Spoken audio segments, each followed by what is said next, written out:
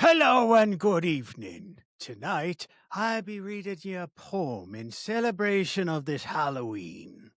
So, I am Lee Perry. I am the pirate therapist. So, I'm going to read you this poem. Hopefully, it doesn't spook you out too much. It is called The Raven.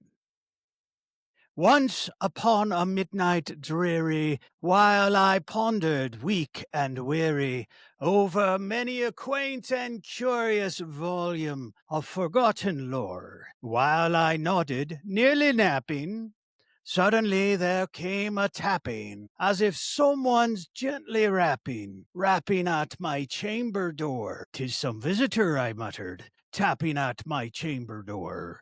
"Only this, and nothing more."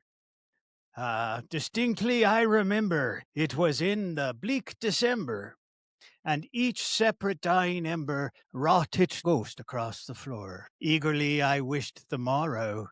Vainly I had sought to borrow from my books surcease of sorrow for the lost Lenore, for the rare and radiant maiden whom the angels named Lenore, nameless here forevermore. And the silken, sad, uncertain rustling of each purple curtain thrilled me, filled me with fantastic terrors never felt before. So that now, to still the beating of my heart, I stood repeating, "'Tis some visitor entreating entrance at my chamber door. Some late visitor entreating entrance at my chamber door. This is it and nothing more." Presently my soul grew stronger, hesitating then no longer. "Sir," said I, "or madam, truly your forgiveness I implore. But the fact is, I was napping, and so gently you came rapping. And so faintly you came tapping at my chamber door, that scarce was sure I heard you. Here I opened wide the door. Darkness there, and nothing more. Deep into that darkness peering, long I stood there wondering, fearing, doubting, dreaming dreams no mortal ever dared to dream before. But the silence was unbroken, and the stillness gave no token, and the only word there spoken was the whispered word, "Lenore." Merely this, and nothing. Back into the chamber turning, all my soul within me burning. Soon again I heard a tapping, somewhat louder than before. "Surely," said I, "surely that is something at my window lattice. Let me see, then, what thereat is, and this mystery explore. Let my heart be still a moment, and this mystery explore." Ha! 'Tis the wind, and nothing more. Open here I flung the shutter, when with many a flirt and flutter, in there stepped a stately raven of the saintly days of yore. Not the least obeisance made he, not a minute stopped or stayed he, but with mien of lord or lady, perched above my chamber door. Perched upon a bust of Pallas, just above my chamber door. Perched and sat, and nothing more. Then this ebony bird beguiling my sad fancy into smiling, by the grave and stern decorum of the countenance it wore. "Though thy crest be shorn and shaven, thou," I said, "art sure no craven, ghastly grim, and ancient raven, wandering from the nightly shore. Tell me what thy lordly name is on the night's Plutonian shore." Quoth the raven, "Nevermore."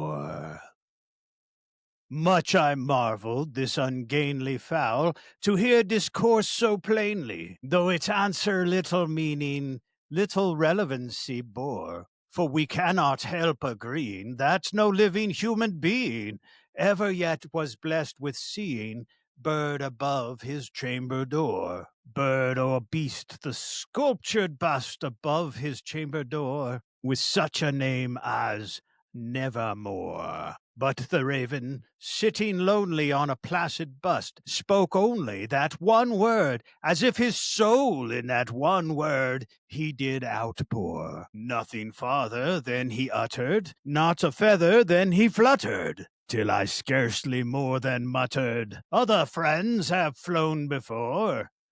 On the morrow he will leave me, as my hopes have flown before." Then the bird said, "Nevermore," startled at the stillness broken by reply so aptly spoken. "Doubtless," said I, "what it utters is it only stock and store, caught from some unhappy master, whom unmerciful disaster followed faster, till his songs one's burden bore, till the dirges of his hope that melancholy burden bore of nevermore." But the raven, still beguiling all my fancy into smiling, straight I willed a cushioned seat in front of bird and bust and door. Then upon the velvet sinking, I betook myself to linking fancy unto fancy, thinking what this ominous bird of yore, what this grim, ungainly, ghastly, gaunt, and ominous bird of yore meant in croaking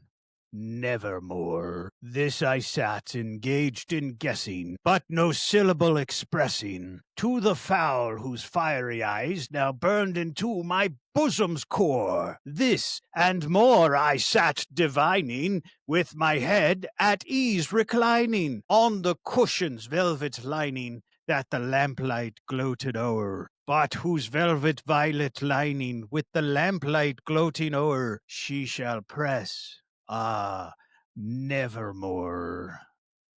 Then methought the air grew denser, perfumed from an unseen censer, swung by seraphim whose footfalls tinkled on the tufted floor. "Wretch," I cried, "thy God hath lent thee, by these angels he hath sent thee, respite and nepenthe from thy memories of Lenore. Quaff this kind nepenthe, and forget this lost Lenore." Quoth the raven, "Nevermore." "Prophet," said I, "thing of evil, prophet still, if bird or devil, whether tempter sent, whether tempest tossed thee here ashore, desolate yet all undaunted, on this desert land enchanted, on his home by horror haunted, tell me truly, I implore, is there balm of Gilead?